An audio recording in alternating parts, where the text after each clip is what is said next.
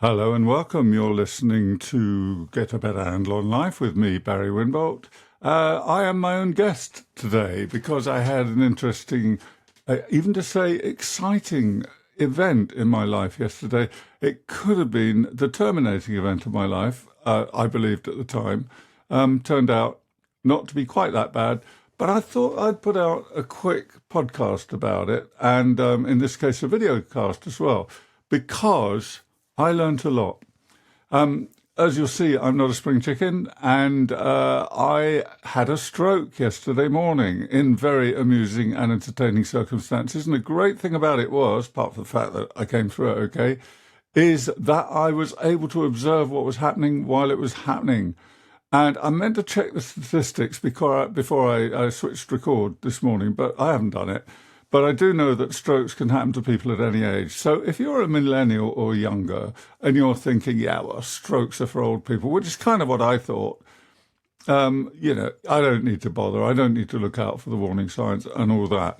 So a number of things came out of this for me yesterday. One, it was a very entertaining exercise, as it turned out, though scary at the time. I deal with scary pretty well. But I did get very tired immediately after. I won't keep you in the suspense much longer. I'll tell you what happened. And then I spent the rest of the day being looked at, treated excellently, I have to say. And if you're in the NHS in the UK National Health Service gets a lot of stick. Don't believe it, because those guys are great. They're doing a brilliant job. And a lot of what you hear through the media is, frankly, scaremongering. Although based in truth, if you use the wrong truth selectively, it becomes the new truth and it stamps everything else out. So the prevailing message in the UK at the moment is the NHS is broken and we don't have a health service and we can't get hold of a doctor, like many countries at the moment. Now, while all of those things may be true, if you use the system correctly, in my experience on several occasions, and that of my wife, incidentally, then you won't be disappointed. But things have changed. Yeah, you can't pick up the phone and get your doctor running round to your house immediately or even get an appointment immediately. They told me 2 weeks just to get a telephone call. Anyway, more of that later. I don't want this to turn into a sort of political polemic, but I do want to recount a story which for me was entertaining, informative, possibly life-saving, and certainly life-shaping. And that's the relevance to get a better handle on life. So, and what I was just saying about age, don't switch off just because you're not 70 yet, which I'm in my late 70s. So, and I'm in fit and good health. So generally health isn't something that worries me, but I'd had some gnawing problems. There's a huge amount of stuff that has gone on in my life recently involving all sorts of things I won't tell you about, but I've been under a lot of pressure for about a year. And hey, I'm professional, I can deal with it, can't I? Or so I thought. So that's where I was, and I'd been having some twinges and symptoms, so I phoned our national helpline 111 to get some help. And to my astonishment, they rang me back in 2 hours. A medical person rang me back in 2 hours. And to my even further astonishment, she said, I'm sending an ambulance within 5 minutes. So, well, that was by then about midday. But what had happened at 8 a.m. was that I went into my kitchen as usual, and I was alone there, and I was trying to get Alexa to play some slow jazz from Spotify that I like. And I noticed as I spoke to Alexa, now she does wind me up and she does raise my blood pressure because half the bloody time she won't do what I ask her. And that's obviously down to me not knowing quite the right language. And there's also been quite a time lag lately. So I'm not as fond of Alexa as perhaps I was a year or two ago. Anyway, I said to Alexa, please play some slow jazz. But what came out of my mouth was something like studio, study, gobbledygook. So I thought, wow, this is odd. So I tried again. And it was really in slow motion. I could think very clearly. I took a great deal of care about what I said. Listen, I speak for a living, so why wouldn't I? I slowed down what I was saying. I made it very clear. I planned my sentence, and utter rubbish came out of my mouth. Although it was mostly intelligible, intelligible rubbish, but not rubbish that I could linked to anything. It didn't make any sense. No relationship with what I was asking for. So I did that 3 or 4 times. I think I sort of struggled with it for about 3 minutes, but maybe it wasn't that long. And in the end, I kind of knew what was happening because I know the symptoms of stroke. And so I did the usual tests, held my hands up, pulled my face about. Can I move my limbs? Everything else seemed okay. Yeah. So I went and sat down at the kitchen table. The coffee was brewing. Waited for my wife to come back. Of course, I didn't tell her, being a man, I didn't tell her what had happened because it would have rung alarm bells everywhere. And I was still busily trying to pretend that I'd be okay. But I did go back to bed for a couple of hours, having rung the emergency services to say, look, I think I'm in a bit of difficulty here. As you can hear, I'm still having a very slight problem with some liaisons between words, but never mind. Anyway, picked up by the ambulance. 2 hours, 2 lovely paramedic ladies checked me out. And they also checked out the dog, which was not medically, but they really loved our dog. And they checked me over and, yep, we're going to take you to hospital. To my surprise, I have to say, because I felt pretty well okay by then. But my blood pressure was very high, and I never know these. I never look into these things. I just figure I'm all right. So we shot off to hospital in the ambulance. And on the way, and I said this was a positive experience. It really was. On the way, I realised that I'm more frightened of going to the dentist than I am of dying.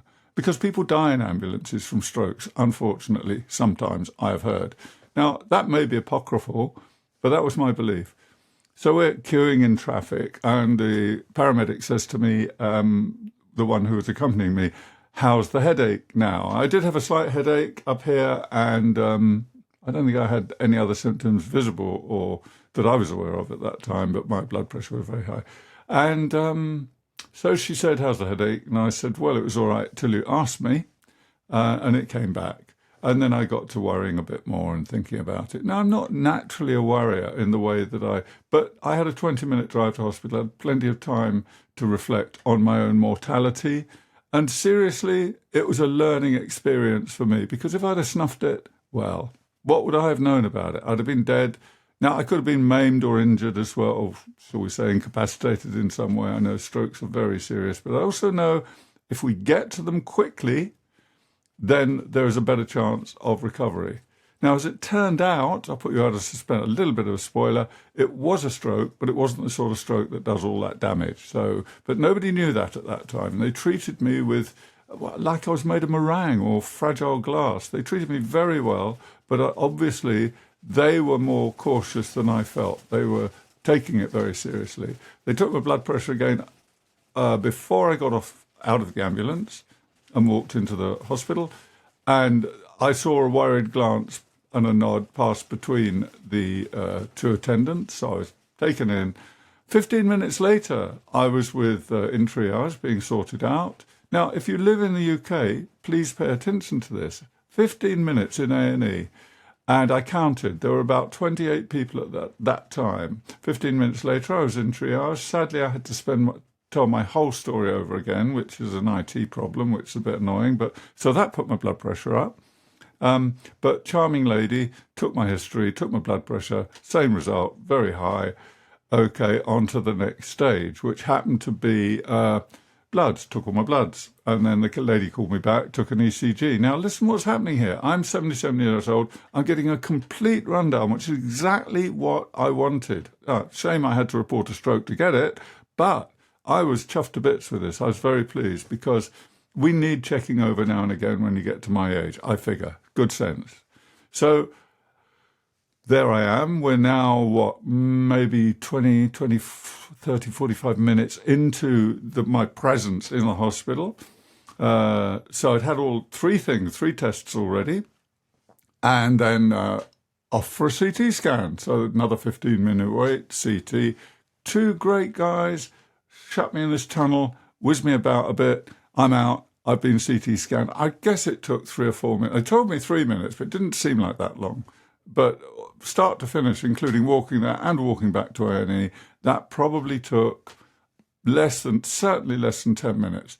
So I'm back in A&E, waiting yet again for a doctor, and then I fell on my feet. I was very lucky. She did all the tests for pulling me about limbs, arms, legs and stuff, made sure I hadn't had a stroke. She also was very concerned about my blood pressure, rightly, apparently. And so, a whole list of rundowns, things were done, discussions were had, consultations elsewhere with other doctors, apparently. Cut a long story short, the CT scan came back and the bloods came back, and it turned out I'd had what was called a TIA, which is also called a mini stroke, and it's not really a full stroke in that nothing's broken. The artery swells up, apparently. This is my layman's knowledge, and it sort of shoves brain tissue about, and so the connections get messed up. So it mimics a full stroke behaviour, I guess you'd say. Notwithstanding, she was very serious about how serious it is and that I should take it as a warning, and booted me out, and I'd been there 3 hours, start to finish, accident emergency in the UK, NHS. I'd had something like 5 tests, as thorough as you can get. I've been put on a register to be called back early next week because I'm now in a certain risk category, which suits me fine because it gets me the attention. And obviously, if I'm in a risk category, I need to change something. So it's good to have the advice, isn't it? So this is why I say overall it's a positive experience, because there was more learning in it for me than there was anything else. And I'm really pleased on a number of counts. But I'm making this podcast now because I think it's important stuff to know. Here are some learnings that came out of it for me. 1, take health seriously, particularly if you are a man, because we're known to bury things. And I didn't bury it in a sort of a total denial sort of way. I knew something was going on, but I figured I could sort it out myself. Now, I'm a therapist, of course, and I've worked with people for over 30 years with high degrees of stress. And this is now me. I didn't know that yesterday morning at this time. I do know it now. I know I have to change something and take care. But the interesting thing about us, because I'll put myself in that group now, is that we're typically people who feel we can achieve things. Typically, we put high demands on ourselves, and typically we think if we push a bit harder, we can sort out pretty well any problem. Does that suit you? Does that match you? Because pretty well every client I've seen in a 30-year career who is dealing with stress in a serious way had that sort of mindset and felt that to ask for help or to do anything about it or to recognize the symptoms was somehow inconvenient or didn't reflect well on them. And just do a bit more. Just do this. Just do that. It always involved doing more. It never involved just switching off and doing less. And that's what I've learned I've got to do. And that is a big step for me because I work pretty well in my mind, pretty well 24/7. And I do not know what it means to sit down and just read a book, say. I have to have a reason to be reading a book. I'm traveling or I'm sitting in A&E. I got through a good book yesterday, by the way. It's another thing I gained from it. So lesson number 1, take your health seriously. Yes, of course, sounds obvious, but if you're 20, 30, 40, don't wait till you're 50 or 60 and eat crap food all your life and live a crap lifestyle and drink too much alcohol, particularly binge drinking, and do all that stuff and smoke and drink, as I did when I was younger. And I'm not saying that's the cause because I stopped excess a long time ago and I lead a very healthy lifestyle. But don't ignore it. Don't think that stroke or any other ailment, by the way, is an ailment of old age. Care for yourself now because we're bombarded with good advice, and it's good advice for a reason. So don't think you're doing it if you're not doing. That was one lesson that came out of it for me. The other lesson was that I'm not afraid of dying, though I don't want to, clearly, but I'm more afraid of the dentist than I am of dying. And I like the dentist. I don't worry about going to the dentist unduly, but if you gave me the choice of going to the dentist or dying, well, I guess I'd choose the dentist, wouldn't I? But the actual sense of fear I feel when I think it is imminent, that's what I'm talking about. I'm more nervous at the dentist. If somebody told me I had to die in an hour, I'd probably spend it with my wife and my dog. But I might not, might choose to walk along the beach. But I'm not scared of it, because it's going to happen, isn't it? It happens to us all. So that was the second thing. And the third thing that I cannot champion enough is the work done by the health staff, the healthcare staff in any country for that matter, They are such committed people and they are such brilliant people. Here in the UK, unfortunately, and perhaps in some other countries, I don't know, they get so much bad press. Doctors are on strike at the moment for good reason. The NHS has been underfunded for many, many years. And I worked, by the way, as a volunteer during the pandemic with healthcare workers as a volunteer therapist. And I heard the stories, or some of the stories, and I know what destructiveness is brought, how destructive it is for a person to work in a value-driven occupation, i.e. medicine in this case, but it could be psychology, it could be teaching, it could be anything else where you have kind of a big ethical component in your work, and then the system you work in won't let you fulfill your value-based obligations, if you like, if I can put it that way. Now, what do I mean by value-based obligations? Well, if we do something that is incongruent, inconsistent with our values, it does us harm.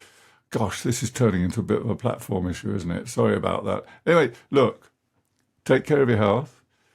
Praise and protect and support your healthcare system and the people in it because they desperately need our support. Wherever you are in the world, there aren't enough doctors, there aren't enough nurses. But another big part of the equation is look after yourself because they're not responsible for your health, you are. And if you look after yourself well, you'll be less likely to wind up with them. And if you do wind up with them, do what you're told and take extra care of yourself and you'll have a long and prosperous life, I hope.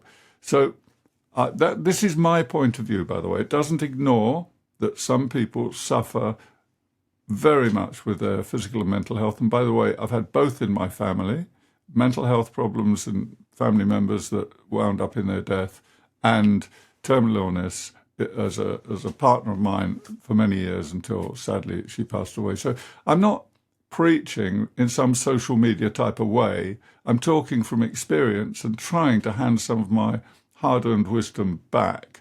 And it turned into a bit of a polemic about the healthcare service as well, which I don't apologise for, but it's not usually the purpose of this podcast. Anyway, that's it from me today. I think I've said quite enough. Barry Winbolt, get a better handle on life. Now, please, one of my videos the other day I noticed had 9,000 hits. It hasn't had one thumbs up or one like or comment or anything. Now, I'm not knocking the people. I'm very glad they're using the stuff. And in this case, one of the videos was being used for training purposes by a local authority, and it was sent back to me as a link. So I'm proud of that. But have the decency at least to click the button so that other people will know and other people will be, if you think this is useful, other people will get to see it because it's the only way to spread the word. The only way to spread the word really because of those algorithms they use is that the algorithm has to see that people are appreciating what people like me and you, if you do this sort of stuff, are doing online. So don't waste it on trivia. Put it into the important stuff you watch. And that's it from me for today. Thank you or listen to it if you're listening to this online, by the way. And if you've got any comments or questions, it's info@barrywinbolt.com. And if I think of anything else, I'll put it in the notes associated with this video or podcast, wherever you're listening to it. Thank you so much for paying attention. And by the way, this is new for me, just sort of spouting off like this, because I usually rehearse a bit more. But if this is worth doing more of on various things, and I won't always rant, although that might be a bit of a stretch for me, but I'll kind of keep it under control, but I always try and put out useful information in some way. So let me know what you think. All the best. Over and out.